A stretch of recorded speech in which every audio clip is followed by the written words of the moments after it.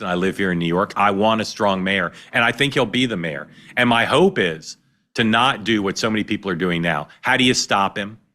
How do you criticize him? How do you make him seem like he'll do a bad job? My hope is people look, give him scrutiny and have a general election. But since he's the most likely next mayor, what kind of guy is he? How likely is it that the voters who chose him are going to be rewarded and that the city will be rewarded?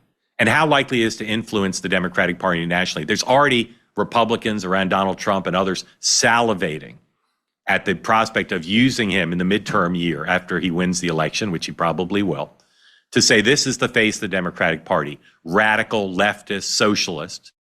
And they're moderate Democrats, including some speaking on the record, who feel the same way.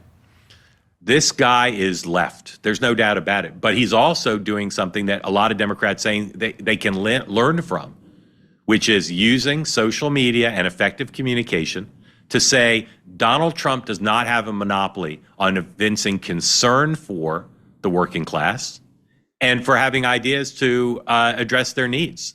Now, again, maybe not all his ideas are good, but this guy is very savvy. You don't beat a front runner like Andrew Cuomo. You don't win an election in a very crowded field. You don't spring from nowhere as a young man to become the nominee for what some call the second most important, second toughest job in American politics, unless you have a lot of talent. And people have focused on his social media videos, his ability to use, kind of play off other celebrities. I find the guy to be a very compelling guy. And even though his politics are to the left of what a lot of people in my neighborhood in New York would like to see, I'm curious to see what kind of person he'd be. Would he be a better mayor than Eric Adams, who I think at this point is the only other person with the prospect of winning in the general election?